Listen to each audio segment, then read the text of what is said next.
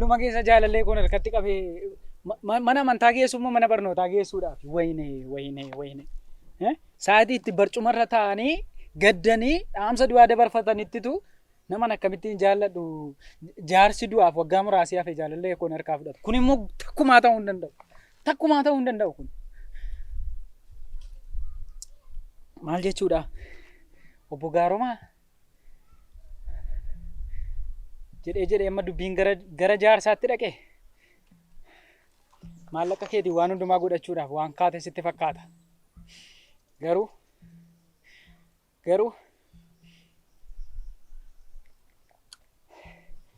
dafee gidduutti galuun qaba. Gaddeebi'ee dargaggeessaa wallaansoo qabuu jalqabee jaarsatu. Maal gochuu hin danda'a kana? Kan ammaa osoo inni hiraatiitti na nyaatin qursii ganamaatti isa nyaachuudha. Ciree ganamaatti isa nyaachuudha. Maal jechuudha akkamittiin jaarsi du'aaf eegamu waan jaalallee kun harkatti qaba. Kun immoo ta'uu hin danda'u amma lubbuudhaan jirutti. Kun immoo gonkumaa ta'uu hin danda'u. Gonkumaa ta'uu hin danda'u. Itti ilaalla. Eenyu kan jibatu. Oromoo hundee Oromoo. Jirtaa abbee? Akkam gurbaa? Eessa jirta? Maal dhufeen jiraam? Biyya galeera kunoo naqamteen jiraam. Nama nu naqamteen dhuftee hoo? Dinqiidha. Maali anoo geedii bira deemaan jira naannoo kam jirta naannoo jirtaati? Maali geediin immoo bilbila kaasuu didee maal ta'e? Kottu qaba wal argina maal bogaaruma waan dinqii hojjetamni geediyoon irratti. Maal namchisu maal sila akkuma garaasaa sanatti yaada namchichi waan nagaa yaadu. Dungootti qattisaadhaan jaarsi du'aan sun. Mee waan guddaa na eegatti jallu irratti safara geera. Obbo Gaarumaam. Obbo Gaarumaatti borcii sana baatee sursursurduu kaa'edha. Naanaa dhangalaatu. Mee kotu waan fedheef hunaa sana. Tole. Naannoo geera. Yaa beekoo.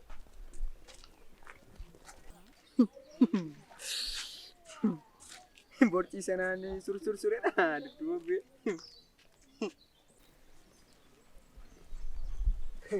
Beekiyaas. Jirtaa? Kam? Jirtaa? Kamati? Siidaate. Naati. Siidaate taal.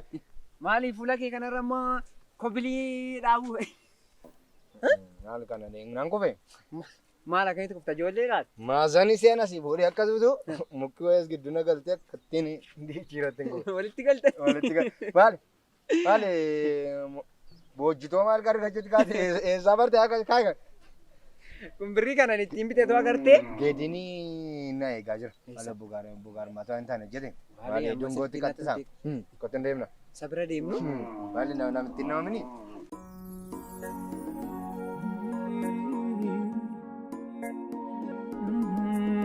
Jedhu akkamidha? Naguma? Geediyoon beekiisa hiriyaa keenya karaa deemee dhufeedha. Beeki. Akkam? Yaadattee taphni Geediyoon? Geediyoonadha. Areedan baase mini?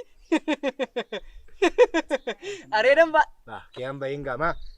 Maali geedu maali mukti jijjiirame lafti jijjiirame namni jijjiirame ijoolleen xinnoon lafatti dhiisnee nama mataa keenya irra barte akkamitti asii gadi nu dubbiste maali ati jijjiiramtu maali ammaa kan karaa kanarra kobbanii Eyaan guddannaa garaa boo maqaan isaa boo eenyuun namtichi maali eessaan yaada guddaatti ijoolleen eessaan ola deemtu garaa boo gaarummaatu gadi ijoollee qabee ta'a. Maali biyyi jijjiirame namni jijjiirame kana uruu jaldeessa gootee teessa. Boo gaarummaadha la siluma mucaan barnoota. Lafa deemte sana utuu achumaan baddeetta ta'e. Amma la. Lafaa kee miillatti si kufuun qaba. Hojii irraa akkam akkam ta'e obbo Gaarummaatu namicha salphaa sanatu salphaa kana namichi. Salphaadhaaf namichi. Maal engada keetti qabeera na salphataaf namichi. Namichi garaa ishee bichaadha namichattiin waan dungootti battisa. Dungootti battisuutti kee. Isan sinitti muufin dhufe. Maali Maali geedii yoo isa dhaabee geedii kan dhoksa, gurra na maali? bu'e jaarsi dungoon harka koo keessa galtu malee maal jedhedhani harka koo keessa gashee utaala jaarsi suni Qoy jaarsa suuraan illee mana suuraatiin baafatee dhaqeen fudhannetu dungoo fuudhuudhaaf. akkuma akkatti murutti yaadamdi muruu fi mucaa hin danda'amu waan akkasii hinduudha malee muru mucaa Murtoo keenyadha. An kana dhage jalqaba abjuudhe gaafa biyyaa dhufuuf ka'u abjuudheen kan hin dhufe. Ila inni dhaabattee gaddita wayii mukatti hirkattee gaddita. Inni hin gaddita. Obbo Gaarumaadha mukichi Obbo Gaarumaa. Namicha salphaan suni mucaan maraatee fi mucaan asiiti dungoof sigaaraa qabsiifatee saaba garaasa sana gidduutti kaa'ee mucaa saabuu fi obbo Gaarumaan maal nama seete Nama harki dungootti immoo harka mineedhani. liyoobsi kaata. Afaan nu gogeetuma haasanu. Maali waa tokko Waan fidee dhufe ani haasanu buskutii isin fidee dhufe. akkuma harka egaa tokko waan garaa Akon kau. Atumti nyaa. Inni lau inni guddaan isa dungoo argachuu irraa ngana nyaata nyaatu. Dungoon hin argamti ila. Waan Ila wanti dhugaa ani biyyoo nyaadhu maal hojiin fidee dhufe aannan. Nyaanni isa dhugatu waan tokko raancini hin neeman. Maali yaade beekta? Pistaalii dhorkameerani. amma mee akkana goskoo tokko bitee dhufe akkana waan birii kuma meeqaan nama bitee hin ta'initi gadhiisi. Akkamidha beekta? Pistaalii dhorkameerani. Nyaata nyaatamoo. Callisime maalati maali? Pistaalii dhorkameera iyyuu ol deemtuu kanan badaa waan akkasiidha yoo inni dhiisee dhufe. Maali callisi amma akka goonu gadi. Amma natti wajjina. Haasaa keessa natti wajjina. Ati silaa rabbi biyyoo irraa sin uumne si yookiin ati jaldeessa irraa sin uumne ati ispiikarii Dhugo ati maalirraa dhuftee ati? Keessa baate gaafas. Sirrii maalirraa dhufteeti maali? Hic. Waan faranjii taa'ina teessisaa oolan dhufee sin hojiin gaddeebi'aa seenaa inni jaldeessi fuula. Keessaan Callisi mucaa miira keessa. Amma ati waan dhugaadha jettu natti dubbadhu. Maali geediyoona maaliin beekaan ani. Anu beeka ammatee hin dhungate. Xiyyi siin jedhee. Maali sokkeetti tudduu keetti jira siinii maali maal takka xarras goosa siinii callisi ala ani waa tokko hin argin saanqaa hojjetaan turen saanduqa reeffaa gidduu kana badaana gada waan jiru qodaanu birrii fudhadheen beeku waan si ajaa'ibu birrii achi argadeen beeku saanduqa reeffaadha ture kan nuun hojjennu ila akka ta'e bogaa ani maazanii baadannaa dha maazanii fuudhee Isatti maarta moo anatti maarta achitti ati akka goona na dhaggeeffadha ani waa sirreessaan jira saanqaa wayii baasuudhaaf. Saanqaa wayii baasuudhaaf namicha ammoo baasinaa ariifachiisee ammoo maas qabe ariifadhee ammoo muraan jira sanaan booda silkiin wayiin bilbilame heloo dhebbo gaarummaan achi bahe. Bilbilee mana sireen qabee jira kottodhe. Achi booddee ammatti sin barbaannee dafa ammoo dafa kottaani. Ani moddeen kun dhukkuwamni reedheen gadda san kofesan baay'ina dhukkuwa miriindaa tokko fi galti godhaa achi ammoo gidduutti miriindatti dhuguu fedheeni namichichan sodaadha. Inni eekkaman immoo gaafa namni atu waa hojjettu nyaantu hin jaallatu. Sanaan booddee anuma akkas taa'uuti amma dafaa kottaa isa dheengaddaa mari'attanii xumurtaniittuu isa waa'een talaadha. Achiin tala ishee kam dhadhe gaafa dungoo anuma koo gochuu yaaddamini reennaani waan isaa hankee. Maatiin naaf eeyyamaniiru kottuu fuudha. Beeki. Waan fuuldura taasisuun beekaa iyyuu. Callisi gaan beeka. Keessa baate gaa maal akka nama tokkii dhaabe. Sanaan booddee wanni bilbila haasa'uuti. Bilbila haasa'uma isaan dhagee. Bilbila haasa'ee gadi ba'e. Maaloo beeki. Gadi ba'e ishee bira dhaqe. Callisime beeki. Maalati gadhiisime. Maal amma maal dhageesse amma reef karaarraa dhuftamni ana sitti himni maal xarree taree callistee dhaabattee dhaggeeffattu. Maa ba'ee sadaqaree ishee bira dhaqe. Callisi bakka. Ila sanaan booddee na dhaggeeffadhaa. Dhimmi kun dhimma qoosaa mini wanta kadabnee xumuruu qabna. Kanan ta'u taanaan dungoon harka namichaa keessa galuuf jetti. Kanaafiyyuu namichi bilbila haasa'ee gabbeeti dungoon hankoo taatee nankutee mucaa sana hankoo harka haadha manaa kutaate harka keessa gasha jedhama deemadheen shakkee waan gaafa yaadu haasa'aman sarratti waan masa dhufu irratti dungoo fidee dhufu natti fakkaata. Kun immoo hin ta'u. Maaliif hin ta'u beektaa beekiin mucaan barumsa isaa dhabee jireenya isaa dhabee sigaaraa saabuuf caati qaamutti galemne maaleen narenu maaleen nanuun atuu nuun jirru akkamittiin harka isaa kee gashatu. Kanaafiyyuu isa amala isaa beekta silaa xaxxaatessuu mada waa tokko seeraan hin qabatu. Waa tokkotti yaada keetti hin qabiin waan jiru nuun hin sirreessina walii. Anis mana isaan hojjedhamniire akkuma magaazii muruttini suuta dheen muree fixa waa hundumaa. Jala mureen fixa dedan qotee dura laa. Waan jiru jala qoteen fixa ati gali manatti. Ati deem waa tokko kana sammuu keetti hin qabinetti dungoon jechuudha. Dungoo utuu akka barbaade ta'eeti ansaa ta'uu hin dandeessu maa jechuudha. Jaarsa dhuufuu hin qabanne akkamitti dungoon isaa godhate maa jechuudha. Nawwaala namitti. Deema si bakka. Saaphettaa fakaafaa fideen dhufa nawwaala. Ati deem. Nangara ati baga nagaan. Jawaadhoti immoo rabbi si haa jajjabeessu. Jedhi deem bakka ati kayi deem. Nama Mana mudataati jabaat. Jari gaa dhiirri moo jabaattu moo wayyaa? Maali? Haalli ishee urgufaa? Maalitti buustee dunguun kuni? Dunguu maalumatti buustee Natti mucaa kana? himtoonni hin qabu maal akkas godhata? Maali Urguu moo- jaldeessa godhee taa'e? Maali? Maali kokkoreen taa'u? Dungatti garuu namni baay'ee jaarsuun jaallate. Jaarsa maali namichi jaarsatti eessa namoo nan sirreessa. Maashaan kun?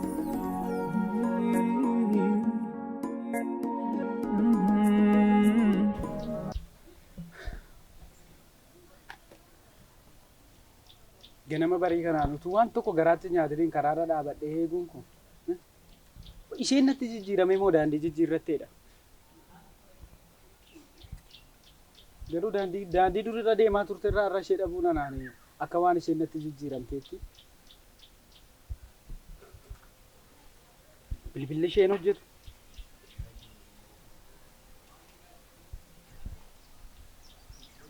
Haalluun gargar na fageessus sirraa na fageessus inni uftadhee shokosiisan eega namni hundumtuu daandii kanarra gaafa deemu hundumtuu ishee natti fakkaata. Barataan karaarra deemu hundumtuu ishee natti fakkaata. Garuu rakkoon hin beekne dhiphinaan hin beekne waan irra geetu jira moo garuu keessi koo natti hima ture silaamu. Tarii maaltu beeka rakkina ishee mudannaanii daandii durirra deemtu irraa dhabamte ta'uu danda'a. Yaa Rabbi ganama kanaan garaama koo laaliiti garaachuma koo waan nyaanne kana laaliiti akka qaroon koo ishee argu taasisi. Al tokko haa boqottu qaroon koo ishee arginaan nan beeka akka garaan koo dheebuu bahu nan beeka akka garaachi koo agabuu jiru kun akka wanta quufeetti gammadu. Yaa Waaqa jaalala uumte.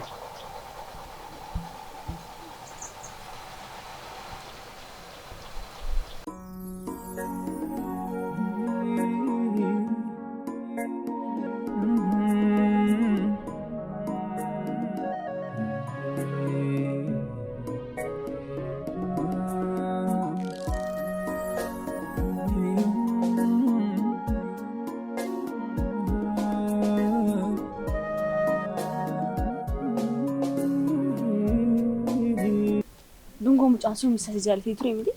Eenyudha inni jaallatee ture immoo? Isuma Giidiyoo moo eenyu jedhu isuma si jaallatee ture. Sadhaayi maali waan hundumaa akka isatti meera waan eegu tokkoof iyyuu hin qabu. Dheengaddas immoo na gaafatee ture. Ammas immoo waama si eegaaru natti fakkaata. Lakki akka inni narraa abdii kutatu taasiseen ture. Maaliif jedhamaaf dhaabatee nu eegaa? Dheengaddas immoo baay'ee si gaafachaa ture garuu. Ani gaarisan beeku garuu immoo akka inni isa hojii fedhii hin qabneetti meera. Maaliif si eegare? Dheengaddas immoo yeroo na biraa haftee waan baay'ee natti taasisee ture akka baay'ee si jaallatu. Waa'ee kun moo maal si taasisaa?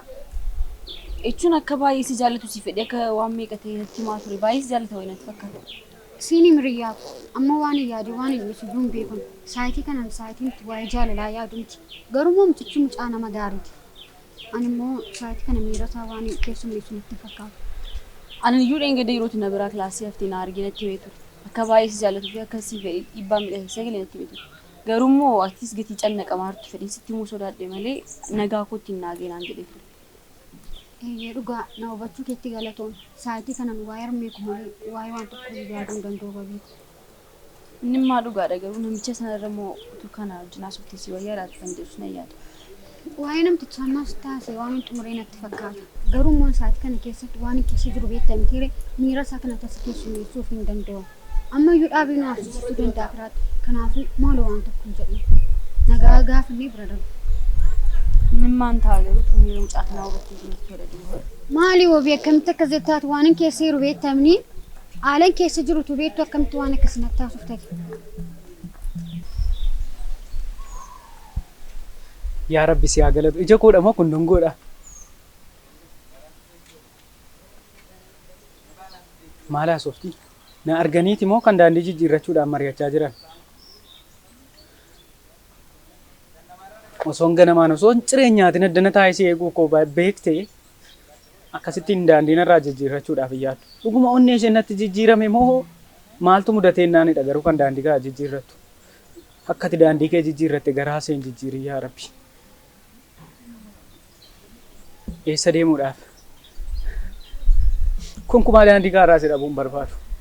Maal akka isheen ittiin mari'ataa jirtu keessi koo baruu baadhus na dheessuudhaaf akka inni ta'e nan beeka. garaa akkasitti si jaallatu garuu dungoo dhiistee deemuudhaaf osoo hin taane eessarraan jiratteetu barbaaddattee siif wayya ture. Waaqi jaalala uume sitti dubbatu. Garuu immoo miira kee hubachuu dadhabee miti yaanis. Waan isheen rakkatte maal akka isheen taate yaala isheen jireenya keessa jirtu waan dhadhustu qabaattee namatti minaan jedhee ture innis. Sanummoo ani immoo kana sitti himu sodaadhee fi miira fidheen gadda keessa turte baay'ee nama na sodaachisee waan tureef dha duuba. Garuu immoo mucaan kun baay'ee waan si jaallatu natti fakkaata. An karaa kamiinuu bira nan dhaabbadha waan rakkattee haftee natti minaan jedhe. Garuu gaafa inni biraas dhabe immoo baay'ee ne yookiin waan itti dhukkubsatte waan biraa taatee haftee wayitti fakkaata. Baay'ee immoo inni isa sodaataa ture na gaafachuu. Ans koona gargaaruu isaan jibbine. Garuu immoo haalaan keessa jiru baay'ee ulfaataadha. Miira isaa hubachuuf hin dadhabu. Amma nutuun kee mucaa kanatti dhiyaatee kan caalu jaalala keessa isa garsha malee jaalala keessaa isa baasuu hin danda'u. Kanaaf inni irraa fagaachuu yaalaa jira. Malee waan biraa yaadeen miti. Inni maaliifidha garuu immoo mucaan kun si fedhee waan meeqateera. Kana hubachuus yaaduus qabda. Gan sittis hin faradu rakkina keessa jirtu waan hin beekuuf. Garuu immoo mucichi baay'ee akka inni si jaallatuu fi baay'ee si fedhee akka inni barumsa isaallee addaan kutee hubadheera. Amma wabii tolee maaliin godhareeni? Tolee jedhee sooliin haasa'uu hin danda'u. Ani tolee jedhee sooliin haasa'ennaan obbo Gaarummaan dhageenyaa yaaddeetta waan inni harmii korratti raawwatu miira isaa hubachuu dadhabee mitan. Waa'ee obbo Gaarummaa baay'ee sammuu kana qabeera. Kanaaf zimma dheessa dhaggeeffachaa ture. Anta wabaqaash kan mandina.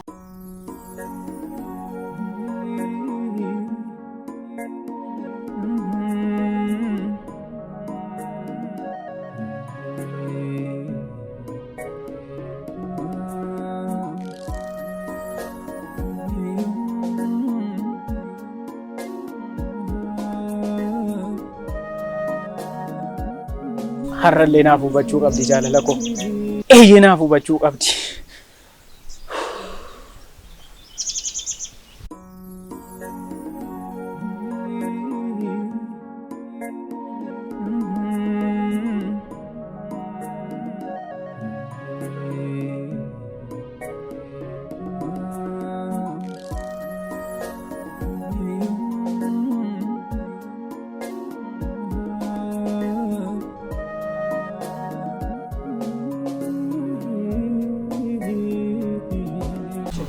Dungo! Dungo!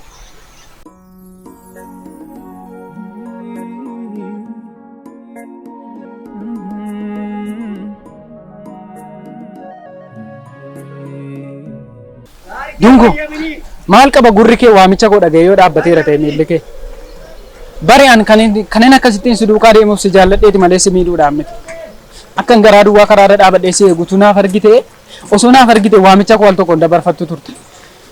Geediyoon bar maal godhe naan jetta? Ani sammuu koo baay'ina dhiphachaara. Ani bar kanneen akkasittiin daandiirra dhaabadhee si eeguuf si miidhuudhaaf miti Dungo. Sababan si jaalladhuufidha kan hundumaa kan hin gochuu ture. Garuu yoo xiqqaate gurri kee waamicha koo dhaga'ee miilli kee dhaabbachuu sirra ture Dungo. Baran jaalalatti naaf qabdu wallaalee miti garuu immoo saayitii kanatti waan baay'ee na cannaqaara Geediyoon. Kanaaf na jalaa callisuun deebisitti fakkaata moore. Ishi maal jedhu ree? Dhaabbadhee si taasise furmaati tokko akka sillaanni waan hin beekuufdha. Kan izuun si jalaa deema. Dungo, an nama dubbannaa kee dhaga'uudhaaf gurra koo qeensee eeggatudha. Sii gala miti? Maaloo Geediyoon kanarra nan dhiphisiin. Waan tokko iyyuu siin jechuu hin danda'u. Baay'een gadda. Dhiphadheen si dhiphisaa jira Dungo. Calliseetii miti. Yookaas jireenya keetti taphadhee si dhiisuutiin miti an. Jaalala dhugaan siif qaba. Jaalala dhugaa isa jaallate beeka. Maaloo Geediyoon. Ani bara akkati na jaallattu wallaalee miti. Garuu immoo sa'aatii kanatti. Erga kan si jaalladhu beekte maaliif yeroon si waamu na jalaa dabarfattare? Maaf jalaa na silaachuu danda'u sa'aatii kana. Maaf na dubbatu. Ana immoo namni furmaata naaf kennuu danda'u si qofaadha addunyaa kanarraa. Geediyoon. Kana sirraa dhaga'uu kootti baay'ee tokkoon gadda. Namni furmaata naaf kenna furmaata naaf ta'a jedhee addunyaa kanarraa yaadu Dungo si qofa akka ta'e hin dagatin. Dungo bar mee gurra kee callisiitii na dhaggeeffadhu. An nama jaalala keetiin miidhamedha. An nama jaalala keetiif guyyaa hundumaa eelaa laphee koo keessaa jaalala kee qabudha.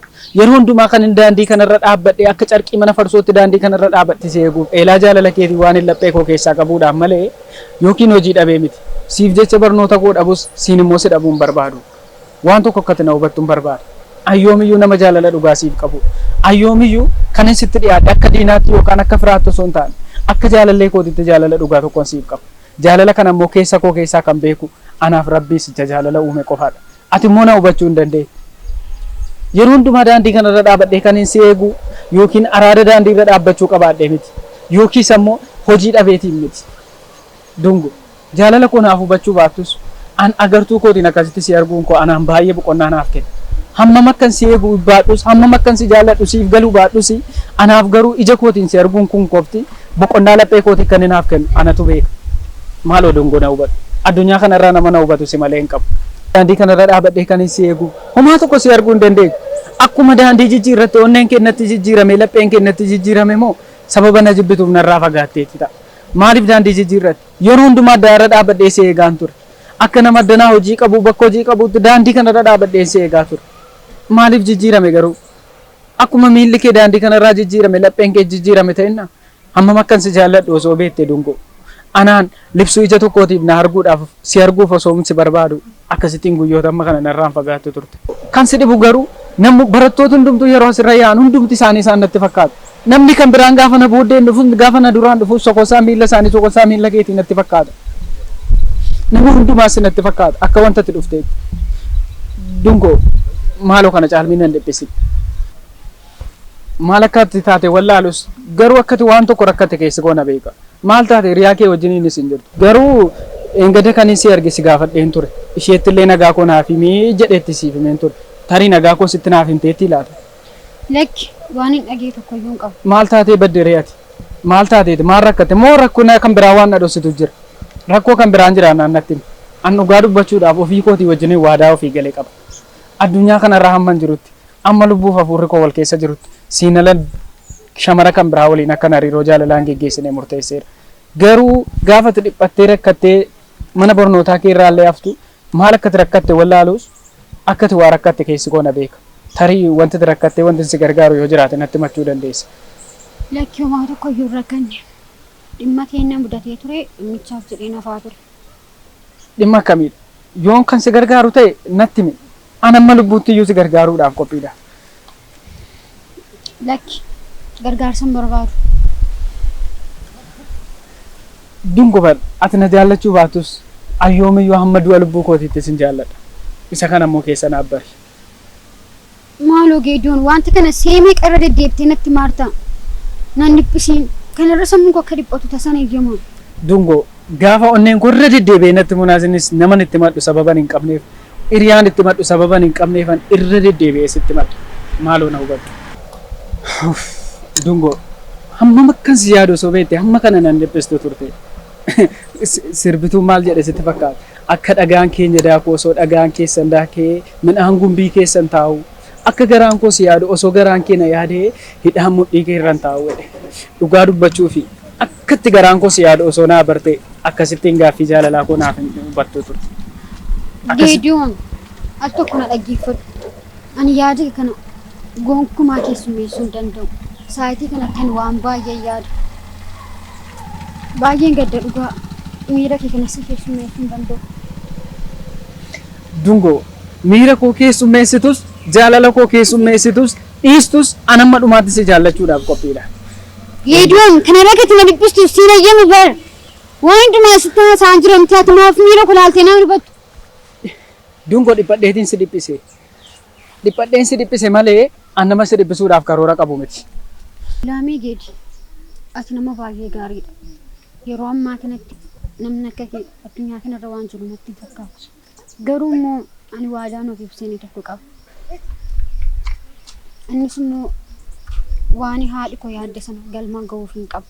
Maleen si jibbee yookiis miira siif qabaadhee dhabuu koo miti.